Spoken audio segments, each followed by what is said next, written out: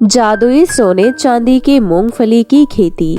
बहुत समय पहले की बात है। सुल्तानपुर नामक गांव में एक छोटा सा घर था जिसमें दीपक अपनी पत्नी शीतल और अपनी इकलौती पुत्री कोमल के साथ रहता था। कोमल एक 6 वर्ष की लड़की थी जो बहुत ही सुंदर संस्कारी लड़की थी। कोमल के लंबे बाल, बड़ी बड़ी आंखें और गोल चेहरा था। कोमल अभी स्कूल पढ़ने जाया करती थी। कोमल को पढ़ने लिखने का बहुत शौक था, इसलिए वो अपनी कक्षा में सदैव प्रथम आया करती थी। दीपक अपने ही गांव में कपड़े बेचने जाया करता था। वो पूरे गांव में घूमता था, परंतु किसी के पास पैसे ना होने के कारण कोई कपड़े नहीं खरीदता था, जिससे दीपक की कुछ भी कमाई नहीं होती थी और वो अपने घर निराश लौट आता था। घर का खर्चा चलाने के लिए और अपने पति की सहायता करने के लिए शीतल गांव के बाहर एक बड़े से घर में झाड़ू पोछा का काम करने जाया करती थी, जिससे उनके घर का गुजारा चलता था। दीपक का परिवार बहुत छोटा था। वो अपनी बेटी का एडमिशन प्राइवेट स्कूल में कराता है, इसलिए दीपक के घर का खर्चा बहुत ज्यादा था। दीपक की बेटी कोमल बहुत ही मासूम, भोली और संस्कारी लड़की थी। वो पढ़ाई में हमेशा आगे रहती थी। ऐसी ही उनकी जिंदगी चल रही थी। एक दिन शीतल की तबीयत खराब हो जाती है। दीपक शीतल को लेकर शहर के एक हॉस्पिटल में जाता है और उसका इलाज कराता है, परंतु पैसे ना होने के कारण शीतल का इलाज ठीक तरह से नहीं हो पाता, जिस वजह से शीतल की मृत्यु हो जाती है। जब इस बात का पता कोमल को चलता है तो वो अपने पिता से कहती है, पिताजी, माँ को कहिए ना कि उठ जाए, मुझे अच्छा नहीं लग रहा। पिताजी, माँ कुछ बोल क्यों नहीं रही? पिताजी, आप कुछ बोलते क्यों नहीं? माँ क्यों नहीं उठ रही? बताइए ना पिताजी। इतना कहते कहते कोमल बहुत जोर जोर से रोने लगती है। उसके पिता दीपक कोमल को संभालते हैं और दोनों लोग मिलकर शीतल का अंतिम संस्कार कर देते हैं। कुछ दिनों तक घर में बहुत उदासी छाई रहती है। कोई किसी से बात नहीं करता और न ही कोमल स्कूल जाती है। ऐसे ही दिन बीत रहे थे। मुझे कुछ न कुछ अपनी बेटी के लिए करना ही पड़ेगा, नहीं तो मेरी बेटी भूखी ही मर जाएगी और यह सब मैं नहीं देख सकता। शीतल, तुम अपनी छोटी बच्ची को छोड़कर क्यों चली गई हो? अब मैं इनकी देखभाल कैसे करूँगा? मुझे तो कुछ समझ नहीं आ रहा। तुम ही बताओ, अब मैं क्या करूँ? कोमल अभी कितनी छोटी है, वह बिना माँ के कैसे रहेगी? इतना कहकर दीपक अपने आप को शांत करता है और कपड़े बेचने का काम सोच लेता है। वो अपनी पत्नी के रखे हुए गहने बेच देता है और उन पैसों से कपड़े का काम शुरू कर देता है। दिसंबर का महीना था। सर्दी बहुत तेज थी। सभी लोगों का सर्दी से बहुत बुरा हाल था। इतनी कड़क सर्दी में भी दीपक गांव से बाहर शहर में कपड़े बेचने जाया करता था। कोमल अभी भी बहुत छोटी थी, परंतु माँ के जाने के बाद उसने पूरे घर को संभाल लिया था और अपने पिता को भी संभालती थी। कोमल सुबह उठकर घर के सारे काम करती थी और अपने पिता के लिए खाना बनाती थी। पिताजी, खाना तैयार है, आप जल्दी से गर्मा गर्म नाश्ता कर लीजिए और समय से काम के लिए निकल जाइए, नहीं तो बाहर अंधेरा जल्दी हो जाएगा। बिटिया, अगर अंधेरा जल्दी हो भी गया तो क्या हुआ? मुझे तो काम करना ही है ना। दीपक ये कहकर शहर में कपड़े बेचने जाया करता और वो जो भी पैसे कमाता उन पैसों से उसके घर का खर्चा चलता था। ऐसे ही दिन बीत रहे थे और अब सर्दियाँ बढ़ने लगती है। धीरे धीरे करके सभी लोग अपने घर के अंदर ही रहने लगते हैं। अब दीपक का काम नहीं चल रहा था, जिस वजह से वो बहुत उदास रहने लगा। दीपक किराए के घर में रहता था और वो 2 महीनों से मकान का किराया भी नहीं दे पा रहा था। दीपक के घर का मकान मालिक वहाँ आता है और उसे घर खाली करने की धमकी देता है। अरे ओ दीपक, अगर आज ही तूने मेरा यह घर खाली नहीं किया तो कल आकर तुझे और तेरे सामान को उठाकर घर से बाहर फेंक दूंगा, समझ गया? एक दिन वो अपनी पत्नी शीतल की तस्वीर के आगे बैठकर बात कर रहा होता है। शीतल, जैसे तैसे मैंने कुछ महीने तो निकाल लिए, परंतु अब मेरा कपड़े का काम नहीं चल रहा है और मुझे कहीं काम भी नहीं मिल रहा है। मुझे तो समझ नहीं आ रहा कि मैं अब क्या करूं, अपनी बेटी को लेकर कहाँ जाऊं? अब तुम ही बताओ शीतल। तभी शीतल की तस्वीर से आवाज आने लगती है, सुनो जी, मैं तुम्हारी परेशानी समझ सकती हूँ। मैं इसके लिए तुम्हें कोई हल बताती हूँ। यहाँ से 20 किलोमीटर दूर एक झरने के पीछे जादुई जमीन है, जहाँ पर मूंगफली की खेती की जा सकती है। वो जमीन कोई मामूली जमीन नहीं है। उस जमीन पर तुम जादुई सोने चांदी की मूंगफली उगा सकते हो, जिससे तुम्हें ढेर सारी सोने और चांदी की मूंगफली मिलेंगी, जिन्हें बेचकर तुम्हारी सभी इच्छाएं पूरी होगी। दीपक अगले ही दिन अपनी बेटी के साथ उस झरने के पीछे जादुई जमीन के ऊपर मूंगफली की खेती करना शुरू करता है। वो शीतल द्वारा बताई गई बात वो अपनी बेटी को बताता है। दोनों मिलकर एक साथ मूंगफली की खेती करते हैं। इस तरह कुछ दिन निकल जाते हैं। मकान का किराया ना देने के कारण मकान मालिक कोमल और उसके पिता को घर से बाहर निकाल देते हैं। अब दोनों खेतों में एक पेड़ के नीचे रहने लगते हैं। जब अंधेरा होने लगता है तो कोमल को समझ नहीं आता और वो रोने भी लगती।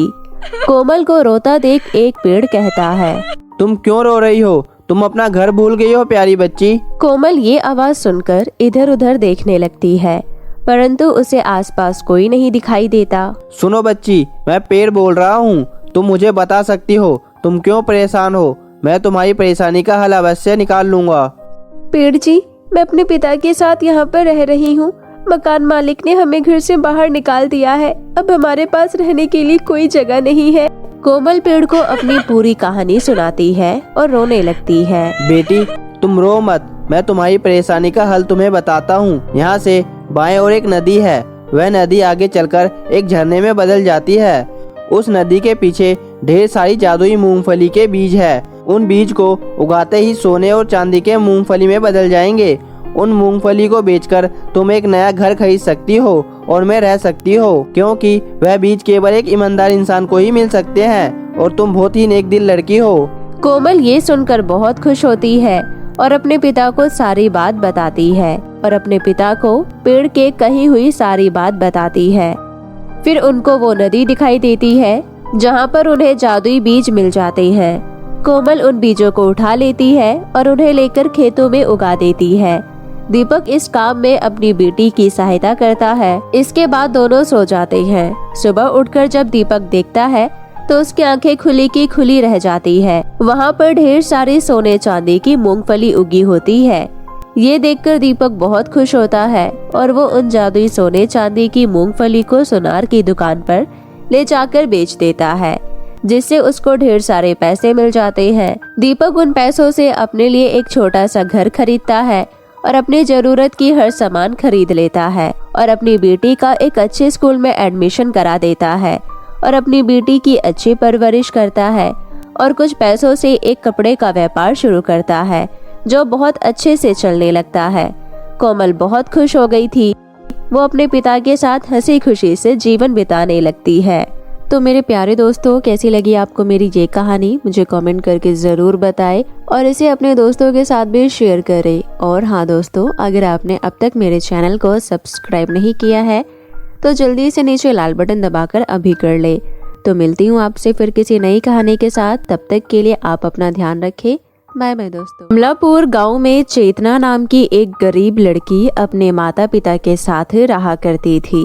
वो बचपन से ही अपने घर में अपने माता पिता को तरह तरह की एक्टिंग करके दिखाती रहती थी, जिससे उसके माता पिता अपनी गरीबी को भूलकर खुशी में रहते थे। लेकिन एक दिन एक कार एक्सीडेंट में चेतना के माता पिता गुजर गए, जिसके कारण चेतना अकेली पड़ जाती है।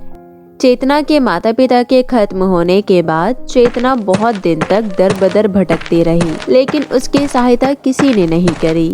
बहुत समय बाद चेतना को गांव में कुछ बड़े घरों में काम करने का काम मिलता है, जिसके बाद चेतना गांव के बड़े घरों में झाड़ू पोछे का काम करने लगती है और धीरे धीरे अपनी जिंदगी गुजारने लगती है। ऐसे ही संघर्ष करते करते चेतना को कई साल लग जाते हैं अपनी जिंदगी ठीक करने में। और फिर एक दिन चेतना के गांव में फिल्म की शूटिंग होती है, जहां पर गांव के सभी लोग फिल्म की शूटिंग देखने के लिए इकट्ठे होकर जाते हैं। चेतना भी अपने दोस्तों के साथ फिल्म की शूटिंग की जगह पर पहुंचती है और देखती है कि वहां एक एक्ट्रेस की कमी होती है, जिसके कारण उनकी फिल्म की शूटिंग नहीं हो पा रही थी। तभी चेतना प्रोड्यूसर से कहती है, सुनिए, मैंने कभी पहले शूटिंग में काम तो नहीं किया है, लेकिन मैं बहुत ही अच्छी एक्टिंग करना जानती हूँ। अगर आप मुझे एक मौका देंगे तो मैं अपना टैलेंट आपको दिखा सकूंगी। ठीक है, लेकिन हमें किसी भी प्रकार की कोई कमी नहीं चाहिए और तुम्हें मैं डायरेक्टर से मिलवा देता हूँ। अब वही डिसाइड करेंगे कि क्या करना है। प्रोड्यूसर चेतना को डायरेक्टर से मिलाता है और डायरेक्टर से कहता है, सर, हमारे सेट पर जो एक्ट्रेस आने वाली थी उसका अचानक पैर मुड़ गया, जिसके कारण वह अपने घर वापस चली गई और हमें फिल्म शूटिंग में एक्ट्रेस की कमी की वजह से प्रॉब्लम आ रही है। हमारे हर रोल में एक्ट्रेस का इन्वॉल्वमेंट है। अगर आप मुझे इजाज़त दे तो क्या इस लड़की को हम रख सकते हैं? अभी मैंने इसकी एक्टिंग देखी जो कि बहुत ही सही कर लेती है। मुझे यकीन है कि यह हमारी एक्ट्रेस की एक्टिंग संभाल लेगी और हमारी फिल्म शूट हो जाएगी। ठीक है, तुम इसे सब कुछ समझा दो ताकि सेट पर कोई मिस्टेक ना हो। मन से उदास चेतना अपने मन में सोच रही होती है कि अगर उसको आज ये शूट करने को मिल जाता है तो उसको यहाँ से कुछ पैसे मिल जाएंगे और वो अपने घर का राशन ले आएगी। चेतना ये सब अपने मन में सोच ही रही होती है कि तभी प्रोड्यूसर आता है और उसको सारे स्क्रिप्ट समझा देता है। उसके बाद चेतना को तैयार करवाकर सेट पर ले आता है। चेतना पूरे स्क्रिप्ट बड़ी समझदारी से और ध्यान से बोलती है और उसकी एक्टिंग देख डायरेक्टर बहुत खुश होता है। प्रोड्यूसर और डायरेक्टर मिलकर डिसाइड करते हैं कि उनकी फिल्म इंडस्ट्री में अब चेतना भी काम किया करेगी। फिर थोड़ी देर बाद डायरेक्टर चेतना से कहता है, अरे वाह चेतना, तुमने तो हमारी एक्ट्रेस की कमी को महसूस ही नहीं होने दिया। तुम एक बहुत ही अच्छी एक्ट्रेस हो। तुम्हारी बोली हुई स्क्रिप्ट, तुम्हारे एक्सप्रेशन, आई लाइक इट। अगर हम तुम्हें अपनी फिल्म इंडस्ट्री में ले जाना चाहे तो क्या तुम हमारे साथ चलोगी? चेतना डायरेक्टर की बात सुन मन ही मन बहुत खुश होती है और डायरेक्टर से कहती है, ये आपकी बहुत बड़ी मेहरबानी होगी क्योंकि मेरा इस दुनिया में कोई भी नहीं है और ना ही मेरे सिर पर मेरे माता पिता का साया है। तो जरूर मैं आपके साथ फिल्म इंडस्ट्री में काम करूंगी, लेकिन मैं आपको ये बताना चाहती हूँ कि मैं एक गरीब लड़की हूँ। यह गरीबी भी तुम्हें अब परेशान नहीं करेगी क्योंकि अब तुम हमारे साथ फिल्म इंडस्ट्री चल रही हो, जहाँ तुम्हें रहने को घर, खाने को खाना और पहनने को अच्छे अच्छे कपड़े होंगे। यह गरीबी भी तुम्हें अब परेशान नहीं करेगी क्योंकि अब तुम हमारे साथ फिल्म इंडस्ट्री चल रही हो, जहाँ तुम्हें रहने को घर, खाने को खाना और अच्छे अच्छे कपड़े पहनने को होंगे। सब कुछ हमारी तरफ से तुम्हें मिलेगा। और डायरेक्टर के साथ फिल्म की शूटिंग के बाद फिल्म इंडस्ट्री चली जाती है, जहाँ पर उसे बहुत काम मिलता है और वो बहुत अच्छा कमाने लगती है। और फिर वो अपना रहन सहन बिल्कुल बदल देती है और एक एक्ट्रेस की जिंदगी जीने लगती है। ऐसे ही समय गुजरता है और एक दिन चेतना सीढ़ियों से फिसल जाती है और जमीन पर गिर जाती है, जिसके कारण उसके सुंदर से शरीर पर बहुत सारी चोट आ जाती है, जिसके कारण फिल्म इंडस्ट्री उसे फिल्म इंडस्ट्री से चले जाने को कहती है। चेतना, तुमने इतने दिनों बहुत अच्छे से काम किया। तुम्हारी पिक्चरों में हमें बहुत बेनिफिट हुआ, बहुत टीआरपी बढ़ी, लेकिन अब तुम्हारी बॉडी पर चोट लग गई, जिसके कारण इसके मार्क और स्पोर्ट नहीं जाएंगे और इसकी वजह से आप तुम्हें फिल्म इंडस्ट्री में नहीं रख पाएंगे। चेतना रोने लगती है और वो अपने गांव वापस लौट आती है, जहां उसका घर होता है। वो उसी घर को अपने कमाए हुए पैसों से ठीक करती है और घर को ठीक करवाने में उसको 1 महीना लग जाता है। उसके बाद वो घर में एक कमरा एक्टिंग क्लास के लिए बनाती है और धीरे धीरे उसके यहाँ गांव के बच्चे आने लगते हैं। चेतना का काम अच्छा चलने लगता है और वो अपने घर में खुशी खुशी अपनी जिंदगी जीने लगती है।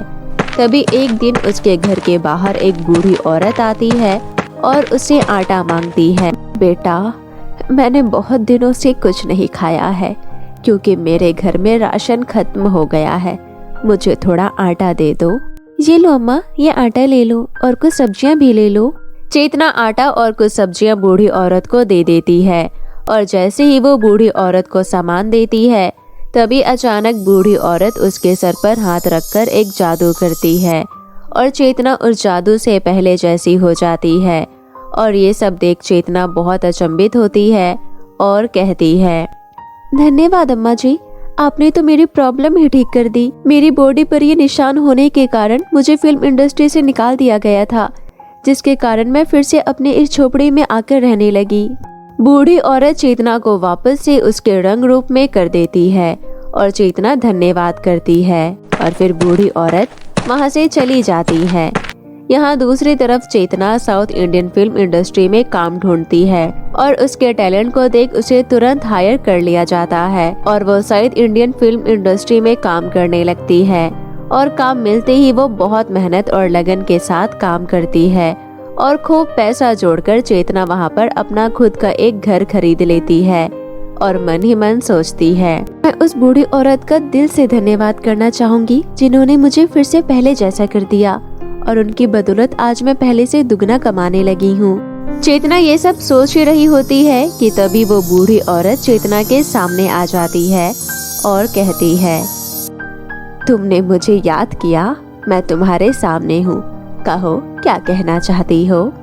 अम्मा कुछ साल पहले अपने माता पिता से बिछड़ गई थी, लेकिन जिस तरीके से आपने मेरी परेशानी में सहायता करी उसके लिए आपको बहुत बहुत धन्यवाद। मुझे आपके साथ अपनापन महसूस हुआ। अगर आप बुरा न माने तो मैं आपको अपने साथ रखना चाहती हूँ, अपनी माँ की तरह। ये सब सुन वो बूढ़ी औरत खुशी से झूम उठती है और चेतना के साथ रहने के लिए उसे हाँ कर देती है।